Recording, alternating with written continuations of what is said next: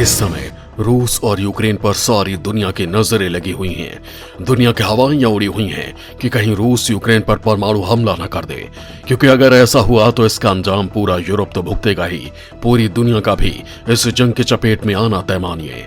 क्योंकि रूस पूरे यूरोप को प्राकृतिक गैस सप्लाई करता है। जंग के हालात में वहां पर तो इसका भयंकर असर पड़ेगा ही। पूरी दुनिया के साथ ही भारत में भी तेल और नेचुरल गैस के महंगे होने की आशंका है।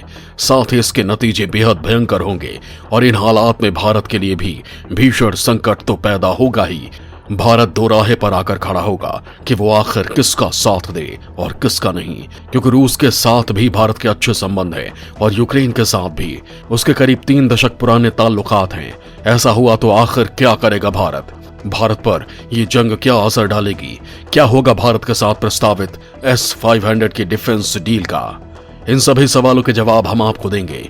साथ ही ये भी बताएंगे कि आखिर इस पूरे सीन में रूस और पाकिस्तान क्या खिचड़ी पका रहे हैं। क्यों यूक्रेन ने पाकिस्तान को याद दिलाया कि वो तो पुराने दोस्त हैं, और यूक्रेन ने वो कौन से हथियार हैं जो भारत के खिलाफ पाकिस्तान को दिए थे। तब रूस ने तुरंत ही उसकी काट भारत को दी थी। तो दोस्तों, इससे पहले कि मैं आपको भारत के आम आदमी को इस युद्ध के महाझटके से रूबरू करवाऊं, उससे पहले जरा यूक्रेन से पाकिस्तान और भारत के रिश्तों की चादर से रूबरू करवाता हूं। दोस्तों, रूस और यूक्रेन के बीच जारी तनाव में भारत ने किसी भी पक्ष का सीधा समर्थन नहीं किया है, और इसका सबसे बड़ा कारण पाकिस्तान भी माना जा रहा है। दरअसल दोस्तों, यूक्रेन और पाकिस्तान के रक्षा संबंध बेहद मजबूत हैं। यूक्रेन ने ही पाकिस्तान को T-80D टैंक सप्लाई किए थे, जिसके चलते भारत को रूस से तुरंत ही T-90 टैंक लेने पड़े थे। तो वहीं साल 2020 में पाकिस्तान के 278 air to air refuelling aircraft की रिपेयरिंग का ठेका भी यूक्रेन को मिला था। यूक्रेन में पिछले 1 दशक से पाकिस्तान के राजदूत के रूप में सेना के किसी पूर्व अधिकारी को तैनात किया गया है। यानी ठीक से कहा जाए तो पाकिस्तान और यूक्रेन की दोस्ती बहुत गहरी रही है। हालांकि अब पाकिस्तान और रूस के बीच नजदीकियां बढ़ रही हैं। भारत के विरोध के बावजूद रूस और पाकिस्तान हर साल सैन्य अभ्यास भी करते रहे हैं।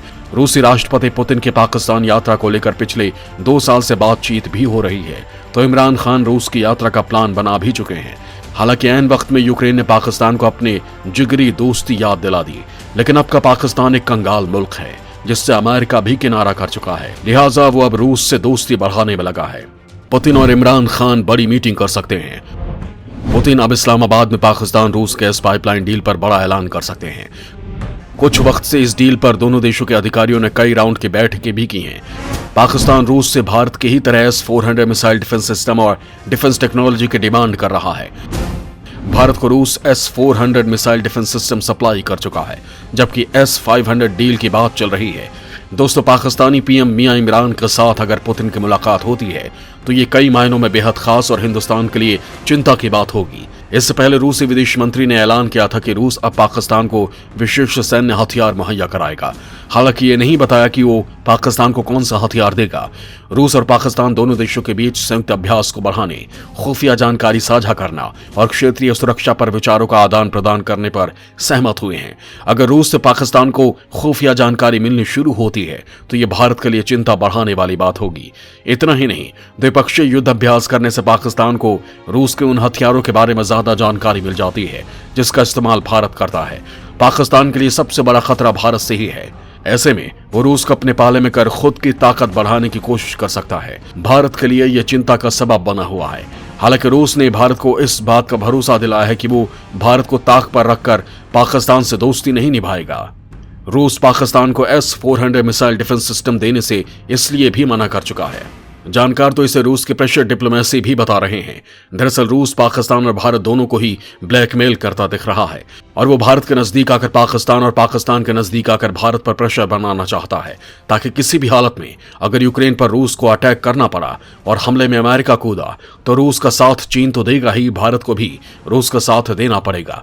हालांकि दोस्तों, यूक्रेन के साथ भी भारत के संबंध 3 दशक पुराने हैं और टीम मोदी यूक्रेन के घटनाक्रम पर पैनी निगाह रखे हुए है, लेकिन कोई एक तरफा बयान जारी नहीं किया। यूक्रेन सोवियत काल में भारत का एक प्राइमरी सप्लायर और एक अच्छा दोस्त था।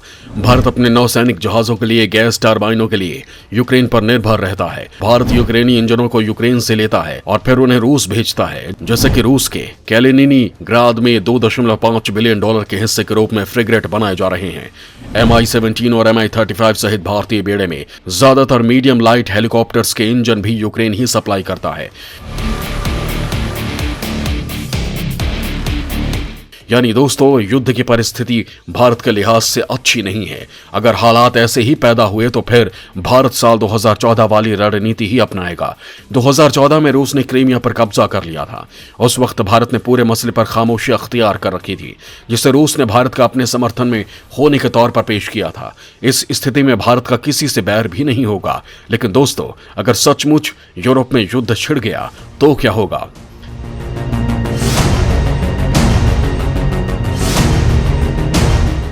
इस बार वहां प्रथम और द्वितीय विश्व युद्ध से भी ज्यादा लोग मारे जा सकते हैं, क्योंकि युद्ध में आमने सामने आए इन देशों के पास अब परमाणु हथियारों और मिसाइलों का अंबार लगा हुआ है।